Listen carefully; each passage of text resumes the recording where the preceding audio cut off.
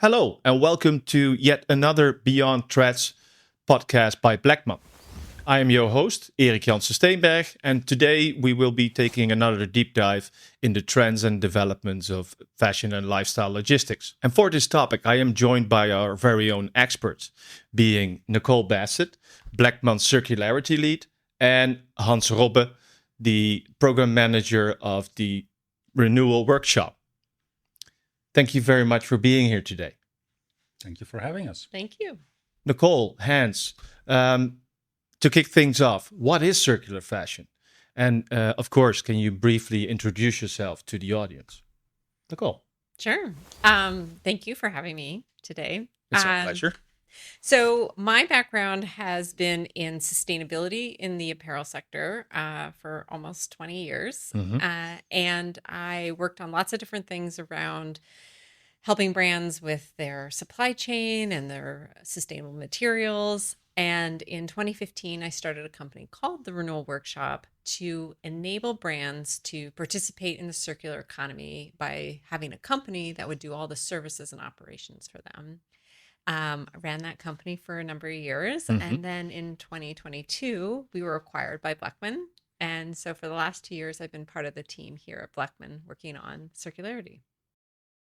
I'm Hans, within Bleckmann, the program manager for the Renewal Workshop. And with the Renewal Workshop, we take care of all the operational aspects of renewing items and preparing them for a second life, a third life, and so on.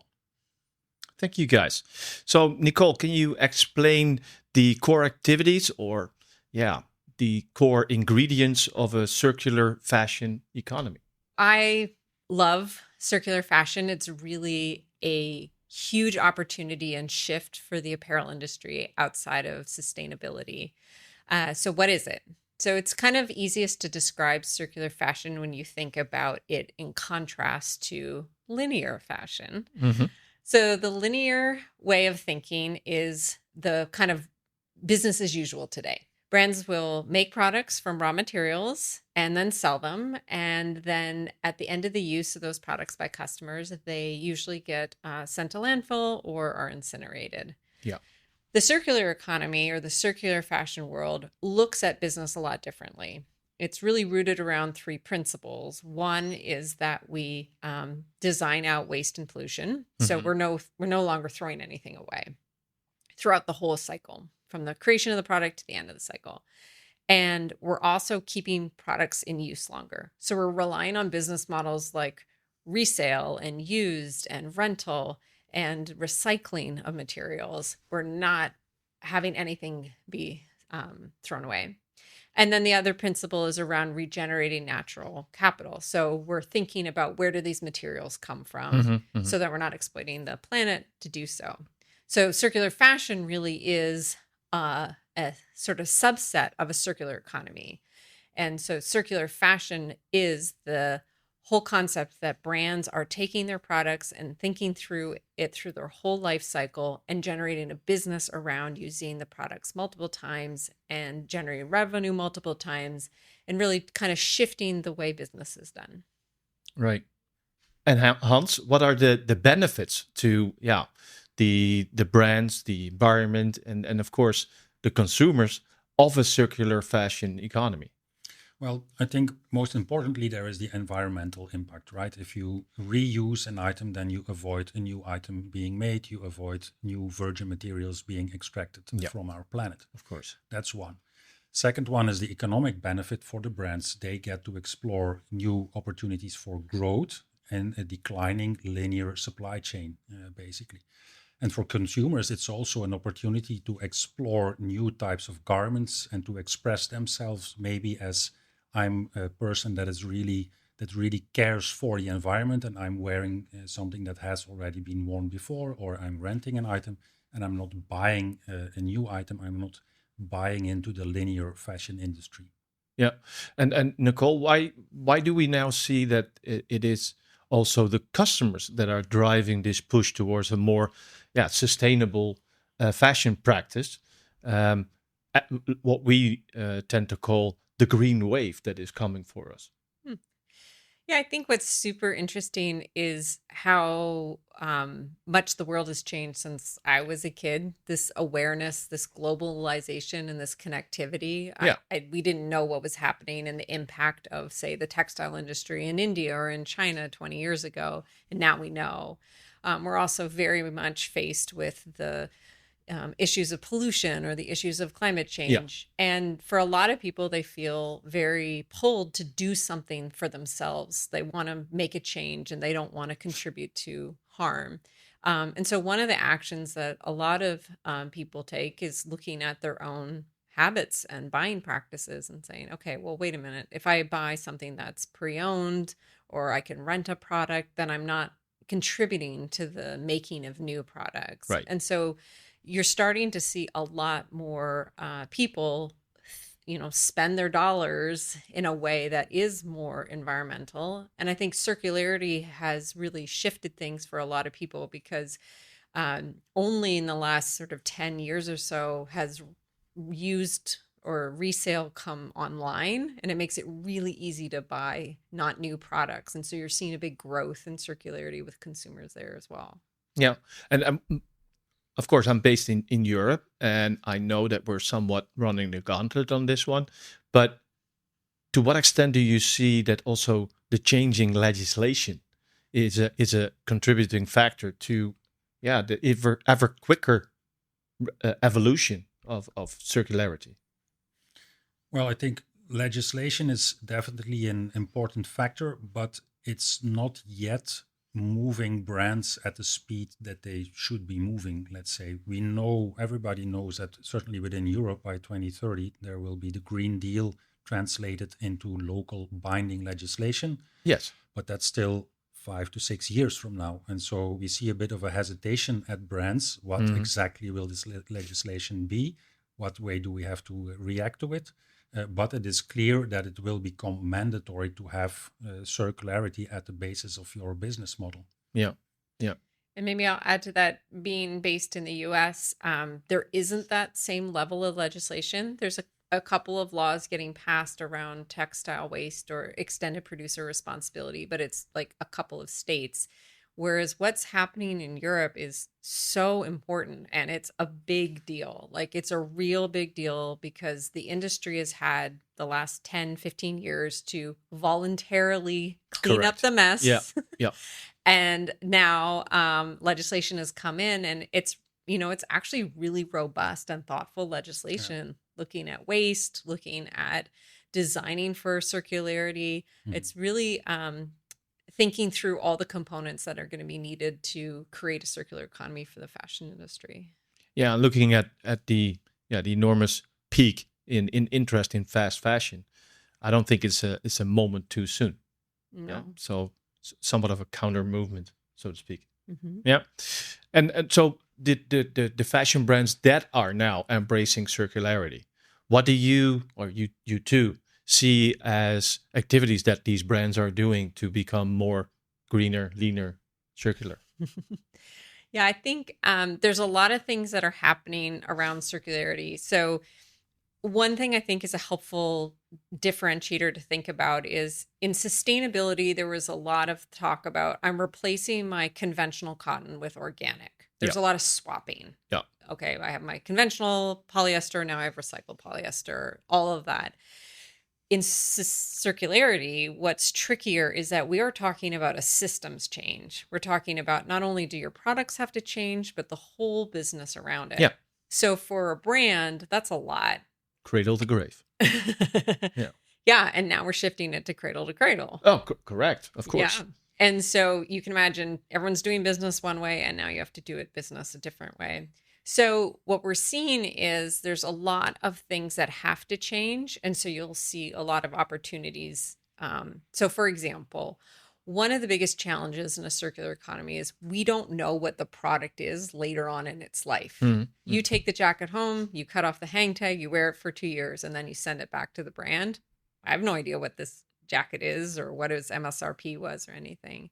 So the introduction of digital ID is critical. Mm-hmm. So there's legislation around the digital product passport, which is going to help push this forward. But for brands, if they put what's called a digital ID, so that could be a QR code, a barcode, an RFID on the product, it means that the future supply chain, so your logistics providers or your repair shops or your recyclers, can scan the product and get a whole bunch of information. So that's one critical piece that's going to happen. The other big thing I would say that brands are starting to do is design their products in a way that they can get either repaired in a more efficient way, or they can actually be designed to be recycled. And then the other one is looking at your operations and saying, okay, my operations are really good and efficient of going one direction. How do I start to engage with like my logistics partners or other people to bring the products back and move them around in a different way? So you're starting to see some brands invest in that. Yeah, yeah. And do we have examples, Hans, on success stories, so to speak, of brands that are tapping into the existing possibilities at the moment?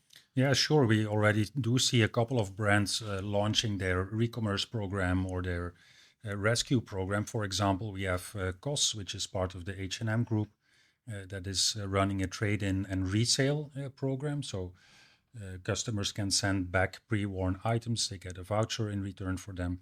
We renew these items in our facilities and we prepare them for resale, and they are then sold in, I think it's about 17 stores now across Europe, in a separate corner as a restore collection. Yeah. But we also have a company like Otrium, for example, the online outlet platform, which is suffering from high rates of returns, as is overall the case, I think, in the fashion industry. Yeah.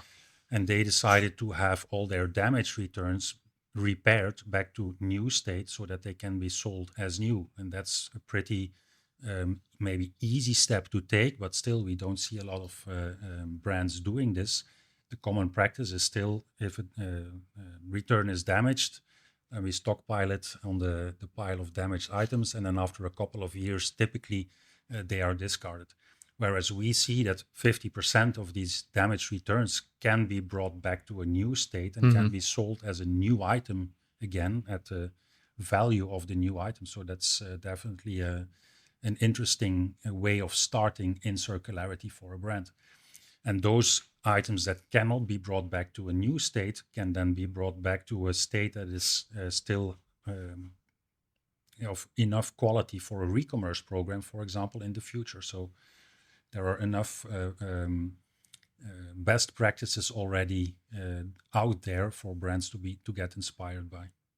Good to hear that there's already so much experience and expertise around, and that brands that are now being persuaded to start looking into it don't have to reinvent the wheel over and over again. Exactly. Very good. Another important component of the cradle to cradle circular economy or fashion economy is, of course, the consumer. And what role can the consumer play, to your opinion? Well, as a consumer now, as Nicole already pointed out, you have a lot more information about what is the garment that I'm buying, where is it coming from, how polluting is it if I buy a new garment. And so you can make a conscious choice not to buy a new item, for example, but to rent an item or to buy it second hand. And so each time you make this choice, there is less resources being taken from the earth to make a new item. And so you contribute positively to this transition that we have to make. And maybe you influence your friend, your cousin, your peers, and they also start doing the same or showing the same behavior, let's say. And then industry, next to the obligation, the legal obligation, will also be moved by consumer choice in the direction of circularity. And do you foresee that later on we move away from naming the recycled or the circular product differently than to the linear or first sale product? Yeah, I think one of the great examples is if you look at the car industry, right? You can buy a new car or a pre-owned certified car right next to it, and you get the quality from, you go to the brand because they have like the certification and the quality that you can expect. But also cars are designed to be dismantled and to use those parts again, and there's services around that. So I think if we think about what the future potentially can look like, is that apparel brands behave a lot more like that, and that the businesses are designed so that revenue is not just coming from selling new things. We've actually diversified revenue, and it's coming from the pre-owned certified things. It's coming from services. And I think this is a really critical investment that companies have to start making, because we can't keep just doing business the way we're doing it today. Our planet is sounding the warning lights. We're running out of resources, or the resources we have are, really getting strained. And so here's an opportunity to get ahead of the game, set your business up for the future. So as the supply chain is more disrupted, or access to materials is more disrupted, you as a company have really thought through, okay, I can handle this because my business is a lot more resilient inside of a circular one. Yeah. Okay. Thank you very much for your valuable insights. Unfortunately, that's all the time we have today. But making sure that when brands want to reach out and learn more about what we do, or more specifically what they can do to become, or to have a jump start in circularity, how can these companies reach out to you? Well, I think just reach out to us via the website, leave a message, and we will get back into contact with them. Perfect. Thanks again for being here today, guys, and thank you for your insights. Thank you. Thank you, Erik. And for you, thank you very much for joining us today. Another insightful episode, and stay tuned for the next one. Thank you.